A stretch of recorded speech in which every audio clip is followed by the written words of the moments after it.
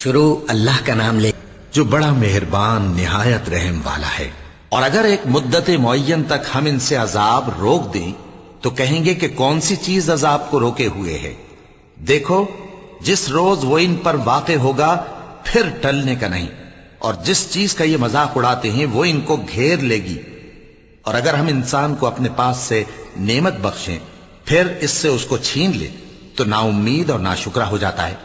اور اگر تکلیف پہنچنے کے بعد آسائش کا مزہ چکھائیں تو خوش ہو کر کہتا ہے کہ سب سختیاں مجھ سے دور ہو گئیں۔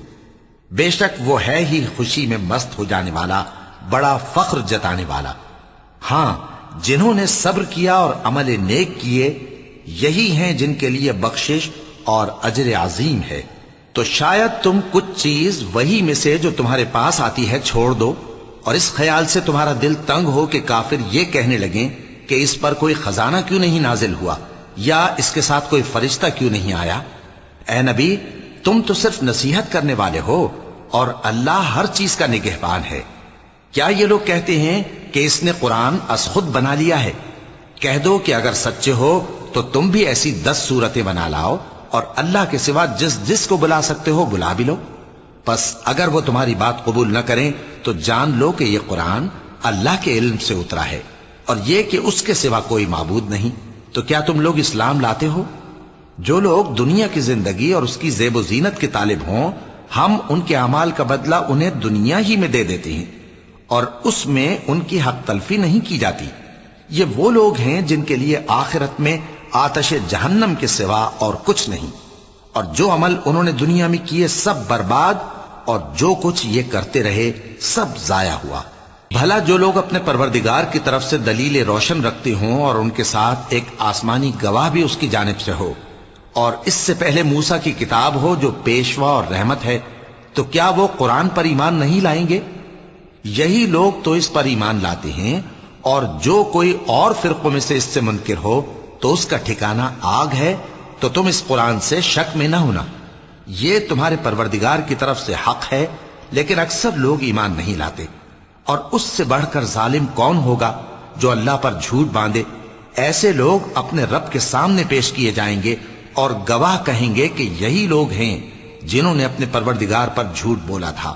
سن رکھو کہ ظالموں پر اللہ کی لعنت ہے، جو اللہ کے رستے سے روکتے اور اس میں کجی چاہتی ہیں، اور وہ آخرت کا بھی انکار کرتے ہیں۔ یہ لوگ زمین میں کہیں چھپ کر اللہ کو ہرا نہیں سکتے، اور نہ اللہ کے سوا کوئی ان کا حمایتی ہے۔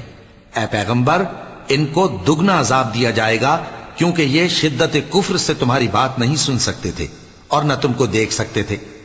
یہی ہیں جنہوں نے اپنے آپ کو خسارے میں ڈالا، اور جو کچھ یہ افترا کیا کرتے تھے ان سے جاتا رہا۔ بلا شبہ یہ لوگ آخرت میں سب سے زیادہ نقصان پانے والے ہیں۔ جو لوگ ایمان لائے اور عمل نیک کیے اور اپنے پروردگار کے آگے عاجزی کی، یہی صاحب جنت ہیں، ہمیشہ اس میں رہیں گے۔ دونوں فریقوں یعنی کافر و مومن کی مثال ایسی ہے جیسے ایک اندھا بہرا ہو اور ایک دیکھتا سنتا۔ بھلا دونوں کا حال یکساں ہو سکتا ہے؟ پھر تم سوچتے کیوں نہیں؟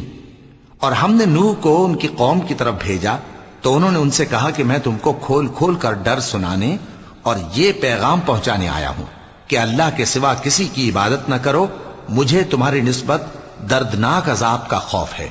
تو ان کی قوم کے سردار جو کافر تھے کہنے لگے کہ ہم تم کو اپنے ہی جیسا ایک آدمی دیکھتے ہیں، اور یہ بھی دیکھتے ہیں کہ تمہارے پیرو وہی لوگ ہوئے ہیں جو ہم میں ادنا درجے کے ہیں، اور وہ بھی سطحی رائے سے، اور ہم تم میں اپنے اوپر کسی طرح کی فضیلت نہیں دیکھتے بلکہ تمہیں جھوٹا خیال کرتے ہیں۔ فرمایا کہ اے قوم، دیکھو تو اگر میں اپنے پروردگار کی طرف سے دلیل روشن رکھتا ہوں اور اس نے مجھے اپنے ہاں سے رحمت بخشی ہو جس کی حقیقت تم سے پوشیدہ ہو گئی ہے، تو کیا ہم اس کے لیے تمہیں مجبور کر سکتے ہیں جبکہ تم اس سے ناخوش ہو؟ اور اے قوم، میں اس نصیحت کے بدلے تم سے مال و زر کا مطالبہ تو نہیں کرتا، میرا صلہ تو اللہ کے ذمے ہے، اور جو لوگ ایمان لائے ہیں میں ان کو نکالنے والا بھی نہیں ہوں، وہ تو اپنے پروردگار سے ملنے والے ہیں، لیکن میں دیکھتا ہوں کہ تم لوگ نادانی کر رہے ہو۔ اے میری قوم، اگر میں ان کو نکال دوں تو اللہ کی گرفت سے بچانے کے لیے کون میری مدد کر سکتا ہے؟ بھلا تم غور کیوں نہیں کرتے؟ اور میں نہ تم سے یہ کہتا ہوں کہ میرے پاس اللہ کے خزانے ہیں، اور نہ یہ کہ میں غیب جانتا ہوں، اور نہ یہ کہتا ہوں کہ میں فرشتہ ہوں، اور نہ ان لوگوں کی نسبت جن کو تم حقارت کی نظر سے دیکھتے ہو یہ کہتا ہوں کہ اللہ ان کو بھلائی یعنی اعمال کی جزا نہیں دے گا۔ جو ان کے دلوں میں ہے اسے اللہ خوب جانتا ہے۔ اگر میں ایسا کہوں تو بے انصافوں میں ہو جاؤں۔ انہوں نے کہا کہ نوح، تم نے ہم سے جھگڑا تو کیا اور جھگڑا بھی بہت کیا، اب اگر تم سچے ہو تو جس چیز سے ہمیں ڈراتے ہو وہ ہم پر لا نازل کرو۔ نوح نے کہا کہ اس عذاب کو تو اللہ ہی چاہے گا تو نازل کرے گا، اور تم اللہ کو کسی طرح ہرا نہیں سکتے۔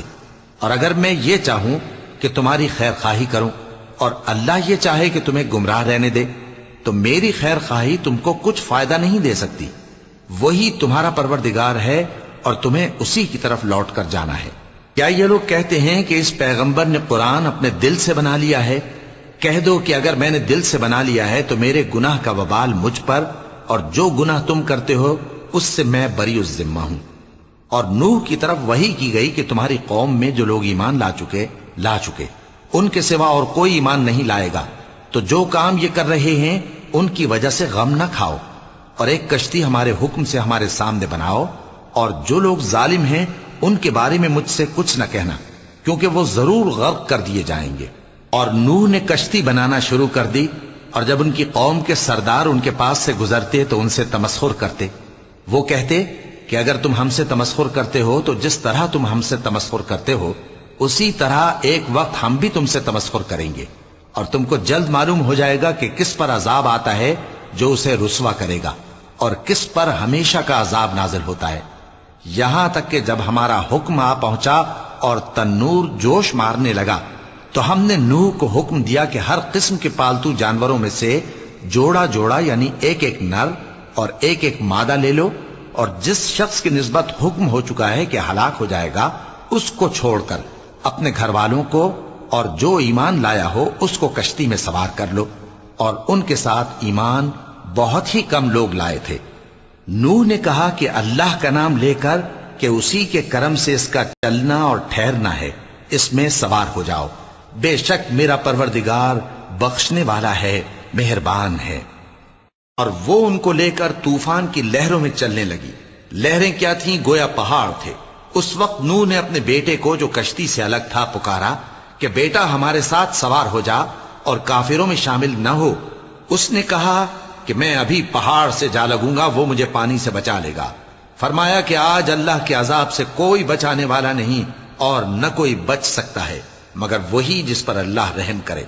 اتنے میں دونوں کے درمیان لہر حائل ہو گئی اور وہ ڈوب کر رہ گیا، اور حکم دیا گیا کہ اے زمین اپنا پانی نگل جا، اور اے آسمان تھم جا، اور پانی خشک ہو گیا اور کام تمام کر دیا گیا، اور کشتی کوہ جودی پر جا ٹھہری، اور کہہ دیا گیا کہ بے انصاف لوگوں پر لعنت۔ اور نوح نے اپنے پروردگار کو پکارا اور کہا کہ پروردگار، میرا بیٹا بھی میرے گھر والوں میں ہے، تو اس کو بھی نجات دے، تیرا وعدہ سچا ہے اور تو بہترین حاکم ہے۔ اللہ نے فرمایا کہ اے نوح، وہ تیرے گھر والوں میں نہیں ہے، وہ تو سراسر بد عمل ہے، تو جس چیز کی تم کو حقیقت معلوم نہیں اس کے بارے میں مجھ سے درخواست ہی نہ کرو، اور میں تم کو نصیحت کرتا ہوں کہ نادان نہ بنو۔ نوح نے کہا پروردگار، میں تجھ سے پناہ مانگتا ہوں کہ ایسی چیز کی تجھ سے درخواست کروں جس کی حقیقت مجھے معلوم نہیں، اور اگر تو مجھے نہیں بخشے گا اور مجھ پر رحم نہیں فرمائے گا تو میں تباہ ہو جاؤں گا۔ حکم ہوا کہ نوح ہماری طرف سے سلامتی اور برکتوں کے ساتھ جو تم پر اور تمہارے ساتھ کی جماعتوں پر نازل کی گئی ہیں اتر آؤ، اور کچھ اور جماعتیں ہوں گی جن کو ہم دنیا کے فوائد سے بہرہ مند کریں گے، پھر ان کو ہماری طرف سے عذاب علیم پہنچے گا۔ یہ حالات غیب کی خبروں میں سے ہیں جو ہم تمہاری طرف بھیجتے ہیں، اور اس سے پہلے نہ تم ہی ان کو جانتے تھے اور نہ تمہاری قوم ہی ان سے واقف تھی، تو صبر کرو کہ انجام پرہیزگاروں ہی کا بھلا ہے۔ اور ہم نے قوم عاد کی طرف ان کے بھائی ہود کو بھیجا۔ انہوں نے کہا اے میری قوم، اللہ ہی کی عبادت کرو، اس کے سوا تمہارا کوئی معبود نہیں، تم شرک کر کے اللہ پر محض بہتان باندھتے ہو۔ میری قوم، میں اس واعظ و نصیحت کا تم سے کچھ صلہ نہیں مانگتا، میرا صلہ تو اس کے ذمے ہے جس نے مجھے پیدا کیا، بھلا تم سمجھتے کیوں نہیں؟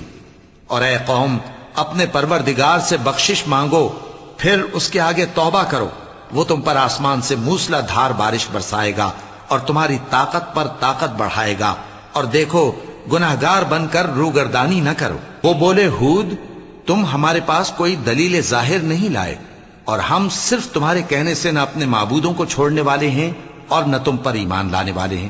ہم تو یہ سمجھتے ہیں کہ ہمارے کسی معبود نے تمہیں تکلیف پہنچا کر دیوانہ کر دیا ہے۔ انہوں نے کہا کہ میں اللہ کو گواہ کرتا ہوں اور تم بھی گواہ رہو کہ جن کو تم اللہ کا شریک بناتے ہو میں ان سے بیزار ہوں، یعنی جن کی اللہ کے سوا عبادت کرتے ہو، تو تم سب مل کر میرے بارے میں جو تدبیر کرنی چاہو کر لو اور مجھے مہلت نہ دو۔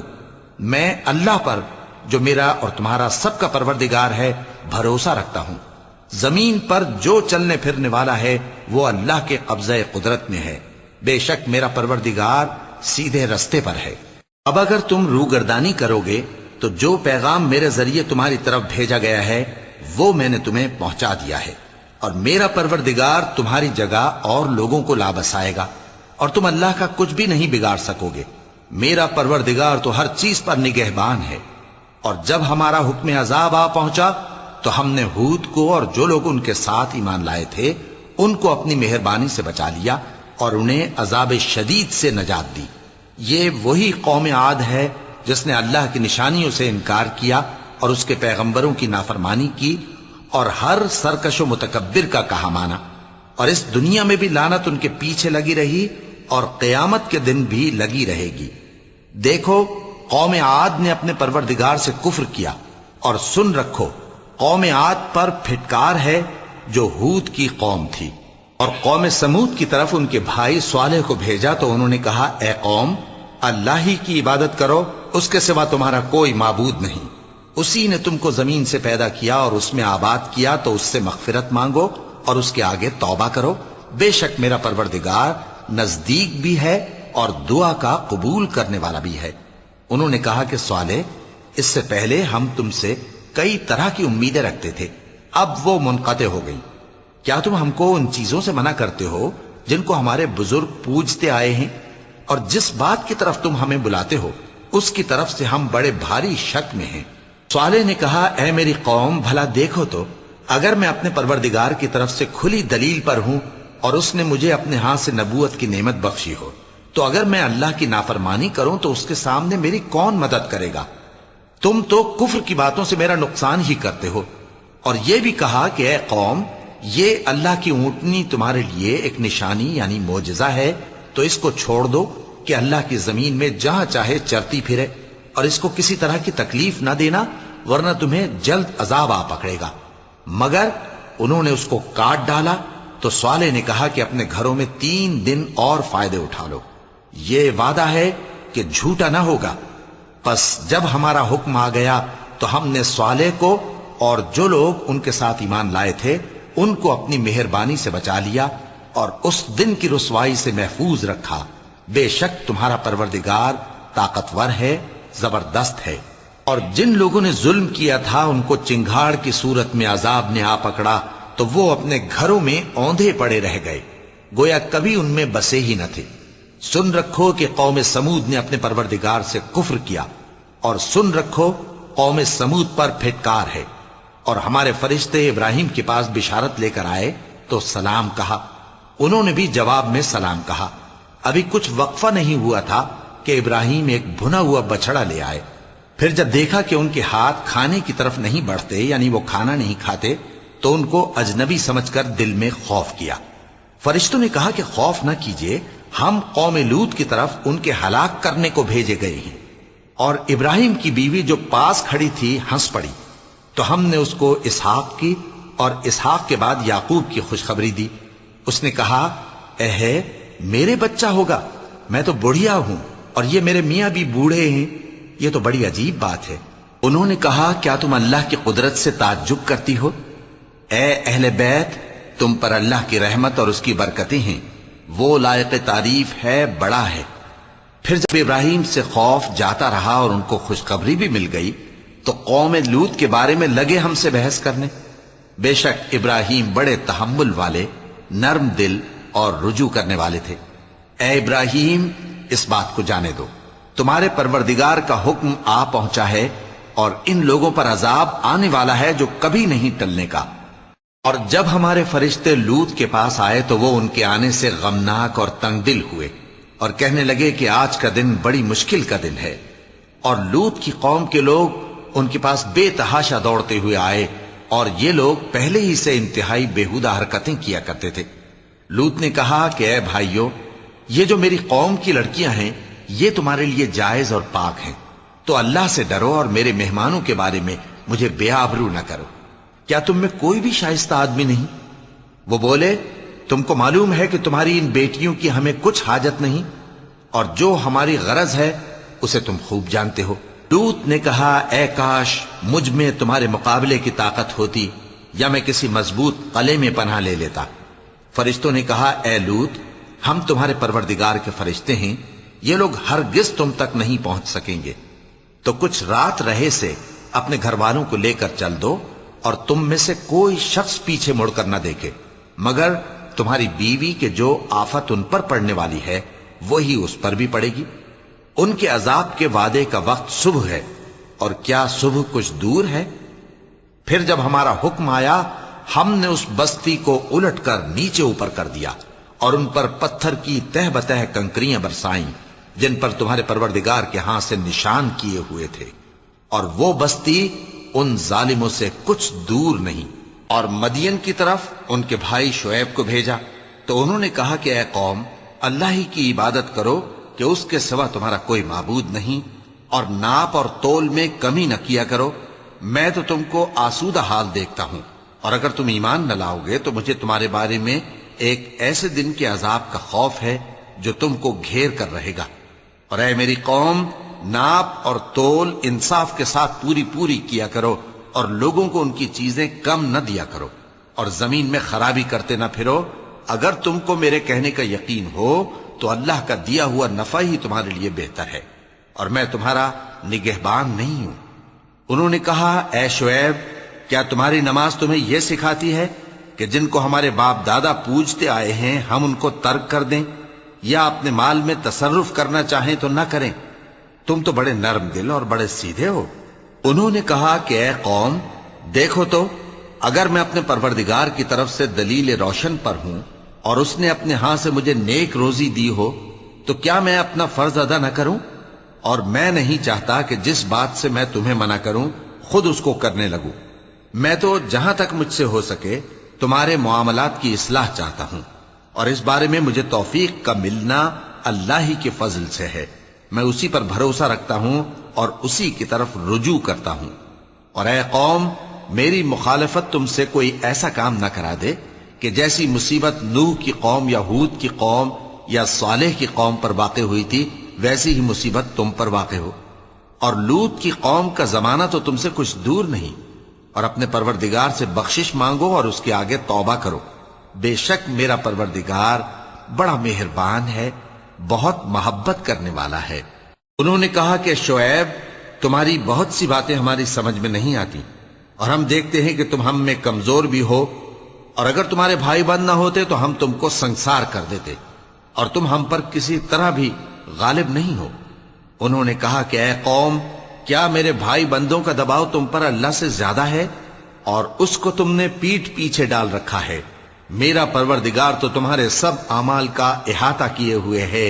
اور اے قوم، تم اپنی جگہ کام کیے جاؤ، میں اپنی جگہ کام کیے جاتا ہوں۔ تم کو ان قریب معلوم ہو جائے گا کہ رسوا کرنے والا عذاب کس پر آتا ہے اور جھوٹا کون ہے، اور تم بھی انتظار کرو، میں بھی تمہارے ساتھ انتظار کرتا ہوں۔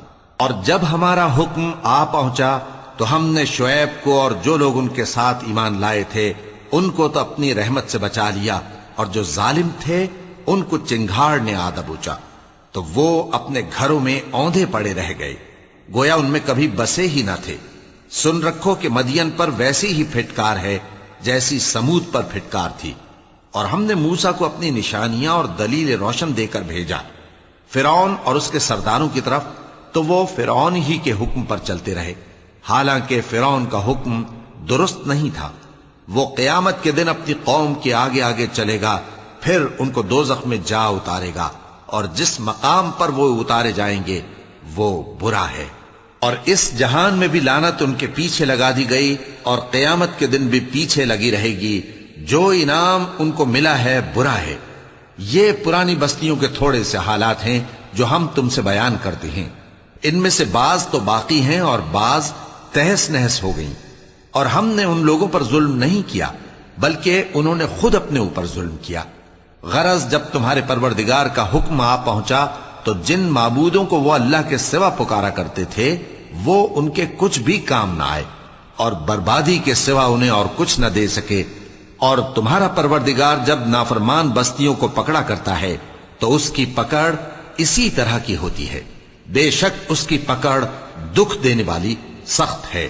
ان قصوں میں اس شخص کے لیے جو عذاب آخرت سے ڈرے عبرت ہے۔ یہ وہ دن ہوگا جس میں سب اکٹھے کیے جائیں گے اور یہی وہ دن ہوگا جس میں سب اللہ کے روبرو حاضر کیے جائیں گے، اور ہم اس کے لانے میں ایک وقت معین تک تاخیر کر رہے ہیں۔ جس روز وہ آ جائے گا تو کوئی شخص اللہ کے حکم کے بغیر بول بھی نہیں سکے گا۔ پھر ان میں سے کچھ بدبخت ہوں گے اور کچھ نیک بخت۔ تو جو بدبخت ہوں گے وہ دوزخ میں ڈال دیے جائیں گے، اس میں ان کو چلانا اور دھاڑنا ہوگا۔ جب تک آسمان و زمین ہیں وہ اسی میں رہیں گے مگر جتنا تمہارا پروردگار چاہے۔ بے شک تمہارا پروردگار جو چاہتا ہے کر دیتا ہے۔ اور جو نیک بخت ہوں گے وہ بہشت میں داخل کیے جائیں گے، اور جب تک آسمان اور زمین ہیں ہمیشہ اسی میں رہیں گے مگر جتنا تمہارا پروردگار چاہے۔ یہ اللہ کی بخشش ہے جو کبھی منقطع نہیں ہوگی۔ تو یہ لوگ جو غیر اللہ کی پرستش کرتے ہیں اس سے تم شک میں نہ پڑنا۔ یہ اسی طرح پرستش کرتے ہیں جس طرح پہلے سے ان کے باپ دادا پرستش کرتے آئے ہیں، اور ہم ان کو ان کا حصہ پورا پورا بغیر کچھ کم کیے دینے والے ہیں۔ اور ہم نے موسیٰ کو کتاب دی تو اس میں اختلاف کیا گیا، اور اگر تمہارے پروردگار کی طرف سے ایک بات پہلے نہ ہو چکی ہوتی تو ان میں فیصلہ کر دیا جاتا، اور وہ تو اس کی طرف سے بڑے بھاری شک میں پڑے ہوئے ہیں۔ اور تمہارا پروردگار ان سب کو قیامت کے دن ان کے اعمال کا پورا پورا بدلہ دے گا۔ بے شک جو عمل یہ کرتے ہیں وہ اس سے واقف ہے۔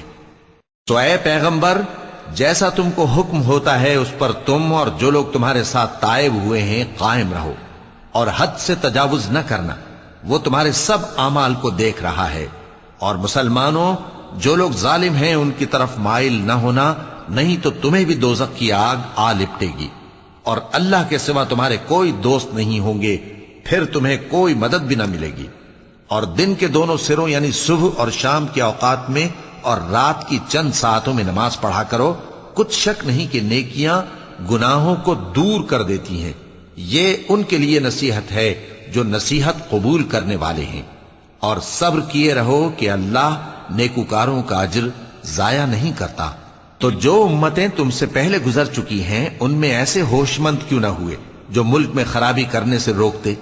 ہاں، ایسے تھوڑے سے تھے جن کو ہم نے ان میں سے نجات بخشی، اور جو ظالم تھے وہ انہی باتوں کے پیچھے لگے رہے جن میں عیش و آرام تھا، اور وہ گناہوں میں ڈوبے ہوئے تھے۔ اور تمہارا پروردگار ایسا نہیں ہے کہ بستیوں کو جبکہ وہاں کے باشندے نیکوکار ہوں از راہ ظلم تباہ کر دے۔ اور اگر تمہارا پروردگار چاہتا تو تمام لوگوں کو ایک ہی جماعت کر دیتا، اور وہ برابر اختلاف کرتے رہیں گے، مگر جن پر تمہارا پروردگار رحم فرمائے، اور اسی لیے اس نے ان کو پیدا کیا ہے۔ اور تمہارے پروردگار کا قول پورا ہو گیا کہ میں دوزخ کو جنوں اور انسانوں سب سے بھر دوں گا۔ اور اے نبی اور پیغمبروں کے وہ سب حالات جو ہم تم سے بیان کرتے ہیں ان سے ہم تمہارے دل کو جمائے رکھتے ہیں، اور ان حالات میں تمہارے پاس حق پہنچ گیا، اور یہ مومنوں کے لیے نصیحت اور عبرت ہے۔ اور جو لوگ ایمان نہیں لائے ان سے کہہ دو کہ تم اپنی جگہ عمل کیے جاؤ، ہم اپنی جگہ عمل کیے جاتے ہیں، اور نتیجہ اعمال کا تم بھی انتظار کرو، ہم بھی انتظار کرتے ہیں۔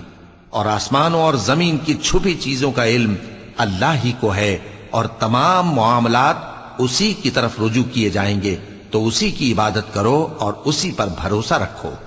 اور جو کچھ تم لوگ کر رہے ہو تمہارا پروردگار اس سے بے خبر نہیں۔ شروع اللہ کا نام لے کر جو بڑا مہربان نہایت رحم والا ہے۔ الف لام را، یہ کتاب روشن کی آیتیں ہیں. ہم نے اس قرآن کو عربی میں نازل کیا ہے تاکہ تم لوگ سمجھ سکو. اے پیغمبر، ہم اس قرآن کے ذریعے سے جو ہم نے تمہاری طرف بھیجا ہے تمہیں ایک نہایت اچھا قصہ سناتے ہیں، اور تم اس سے پہلے بے خبر تھے. جب یوسف نے اپنے والد سے کہا کہ ابا، میں نے خواب میں 11 ستاروں اور سورج اور چاند کو دیکھا ہے، دیکھتا کیا ہوں کہ وہ مجھے سجدہ کر رہی ہیں. انہوں نے کہا کہ بیٹا، اپنے خواب کا ذکر اپنے بھائیوں سے نہ کرنا، نہیں تو وہ تمہارے حق میں کوئی چال چلیں گے. کچھ شک نہیں کہ شیطان انسان کا کھلا دشمن ہے، اور اسی طرح اللہ تمہیں برگزیدہ و ممتاز کرے گا اور خواب کی باتوں کی تعبیر کا علم سکھائے گا. اور جس طرح اس نے اپنی نعمت پہلے تمہارے دادا پر دادا ابراہیم اور اسحاق پر پوری کی تھی، اسی طرح تم پر اور اولاد یعقوب پر پوری کرے گا. بے شک تمہارا پروردگار سب کچھ جاننے والا ہے، حکمت والا ہے. ہاں، یوسف اور ان کے بھائیوں کے قصے میں پوچھنے والوں کے لیے بہت سی نشانیاں ہیں. جب انہوں نے آپس میں تذکرہ کیا کہ یوسف اور اس کا بھائی ابا کو ہم سے زیادہ پیارے ہیں، حالانکہ ہم جماعت کی جماعت ہیں، کچھ شک نہیں کہ ابا کھلی غلطی پر ہیں. یوسف کو یا تو جان سے مار ڈالو یا کسی ملک میں پھینک آؤ، پھر ابا کی توجہ صرف تمہاری طرف ہو جائے گی، اور اس کے بعد تم نیک لوگوں میں ہو جاؤ گے. ان میں سے ایک کہنے والے نے کہا کہ یوسف کو جان سے نہ مارو، کسی اندھے کنویں میں ڈال دو کہ کوئی راہگیر اسے نکال کر کسی دوسرے ملک میں لے جائے گا. اگر تم کو کرنا ہی ہے تو یوں کرو.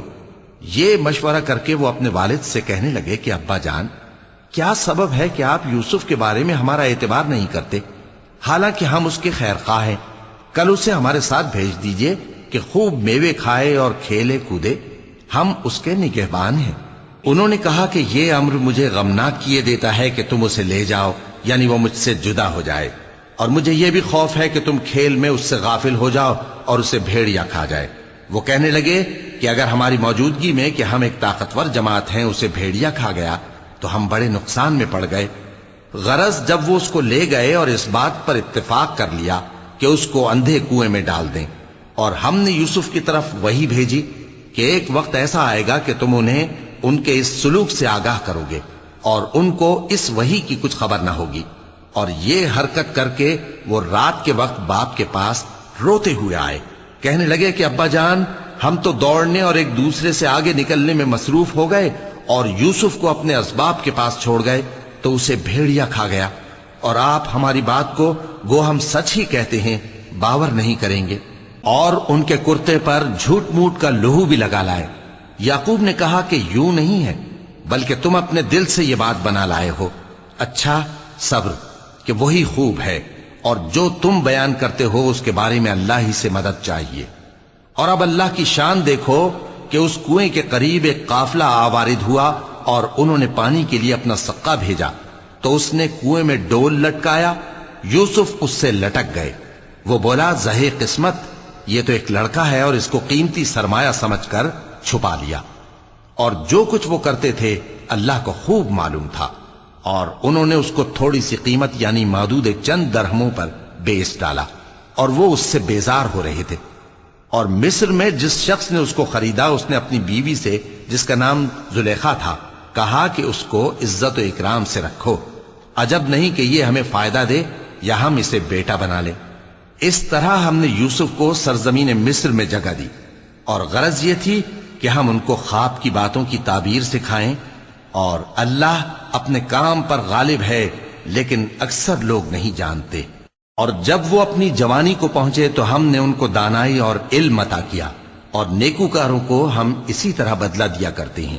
اور جس عورت کے گھر میں وہ رہتے تھے اس نے ان کو اپنی طرف مائل کرنا چاہا اور دروازے بند کر کے کہنے لگی، یوسف جلدی آؤ. انہوں نے کہا کہ اللہ پناہ میں رکھے، وہ یعنی تمہارے میاں تو میرے آقا ہیں، انہوں نے مجھے اچھی طرح سے رکھا ہے، میں ایسا ظلم نہیں کر سکتا، بے شک ظالم لوگ فلاح نہیں پائیں گے.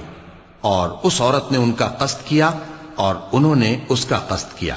اگر وہ اپنے پروردگار کی نشانی نہ دیکھتے تو جو ہوتا سو ہوتا. یوں اس لیے کیا گیا کہ ہم ان سے برائی اور بے حیائی کو روک دیں. بے شک وہ ہمارے چنے ہوئے بندوں میں سے تھے. اور دونوں دروازے کی طرف بھاگے، آگے یوسف پیچھے زلیخا.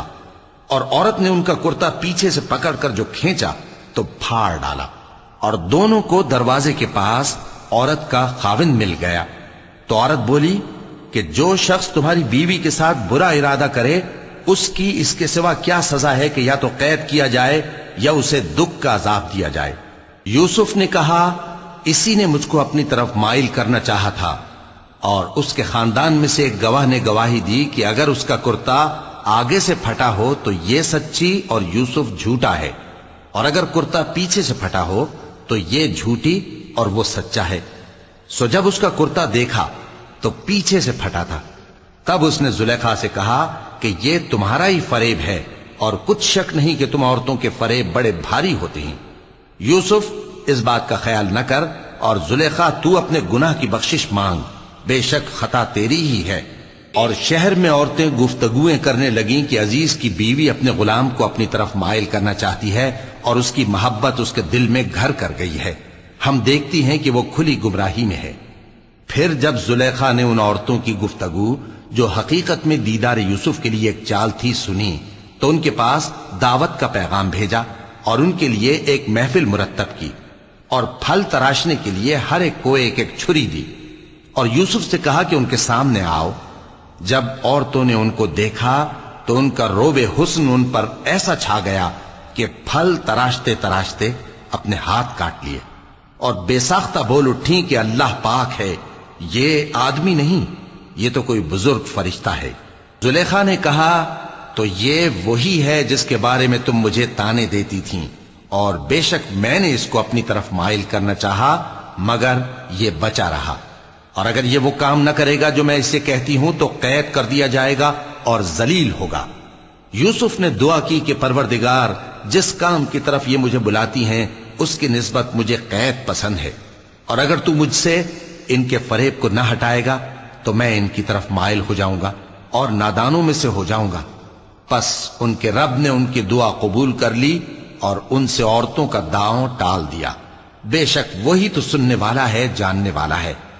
پھر باوجود اس کے کہ وہ لوگ ان کی بے گناہی کے نشان دیکھ چکے تھے، ان کی رائے یہی ٹھہری کہ کچھ عرصے کے لیے ان کو قید ہی کر دیں، اور ان کے ساتھ دو اور جوان بھی داخل زندہ ہوئے۔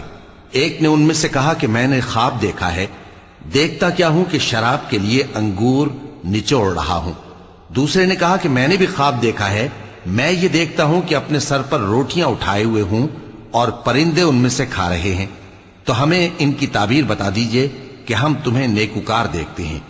یوسف نے کہا کہ جو کھانا تم کو ملنے والا ہے وہ آنے نہیں پائے گا کہ میں اس سے پہلے تم کو اس کی تعبیر بتا دوں گا۔ یہ ان باتوں میں سے ہے جو میرے پروردگار نے مجھے سکھائی ہیں۔ جو لوگ اللہ پر ایمان نہیں لاتے اور آخرت کا انکار کرتے ہیں، میں نے ان کا مذہب چھوڑ دیا ہے، اور میں اپنے باپ دادا ابراہیم اور اسحاق اور یعقوب کے مذہب پر چلتا ہوں۔ ہمیں شایع نہیں ہے کہ کسی چیز کو اللہ کے ساتھ شریک بنائیں، یہ اللہ کا فضل ہے ہم پر بھی اور لوگوں پر بھی، لیکن اکثر لوگ شکر نہیں کرتے۔ اے میرے قید خانے کے رفیقو، بھلا کئی جدا جدا آقا اچھے یا اللہ جو اکیلا ہے سب پر غالب ہے؟ جن چیزوں کی تم اللہ کے سوا پرستش کرتے ہو وہ صرف نام ہی نام ہیں جو تم نے اور تمہارے باپ دادا نے رکھ لیے ہیں، اللہ نے ان کی کوئی سند نازل نہیں کی۔ سن رکھو کہ اللہ کے سوا کسی کی حکومت نہیں ہے، اس نے ارشاد فرمایا ہے کہ اس کے سوا کسی کی عبادت نہ کرو، یہی سیدھا دین ہے، لیکن اکثر لوگ نہیں جانتے۔ اے میرے قید خانے کے رفیقو، تم میں سے ایک جو پہلا خواب بیان کرنے والا ہے وہ تو اپنے آقا کو شراب پلایا کرے گا، اور جو دوسرا ہے وہ سولی دیا جائے گا، اور پرندے اس کا سر نوچ کھائیں گے۔ جو بات تم مجھ سے پوچھتے تھے وہ فیصل ہو چکی ہے، اور ان دونوں میں سے جس کی نسبت یوسف نے خیال کیا کہ وہ رہائی پا جائے گا، اس سے کہا کہ اپنے آقا سے میرا ذکر بھی کر دینا۔ پھر شیطان نے اسے ان کا اپنے آقا سے ذکر کرنا بھلا دیا، اور یوسف کئی برس قید خانے ہی میں رہے۔ اور بادشاہ نے کہا کہ میں نے خواب دیکھا ہے، دیکھتا کیا ہوں کہ 7 موٹی گائیں ہیں جن کو 7 دبلی گائیں کھا رہی ہیں، اور 7 خوشے سبز ہیں اور 7 خشک۔ اے درباریو، اگر تم خوابوں کی تعبیر دے سکتے ہو تو مجھے میرے خواب کی تعبیر بتاؤ۔ انہوں نے کہا یہ خواب تو پریشان خیالی سے ہیں، اور ہمیں ایسے خوابوں کی تعبیر نہیں آتی۔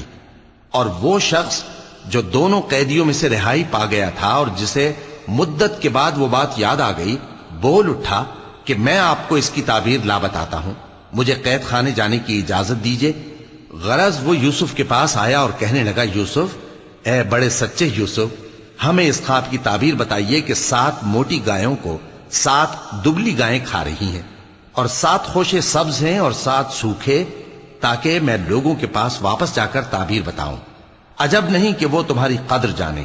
انہوں نے کہا کہ تم لوگ 7 سال متواتر کھیتی کرتے رہو گے، تو جو غلہ کاٹو تو تھوڑے سے غلے کے سوا جو کھانے میں آئے باقی کو خوشوں میں ہی رہنے دینا۔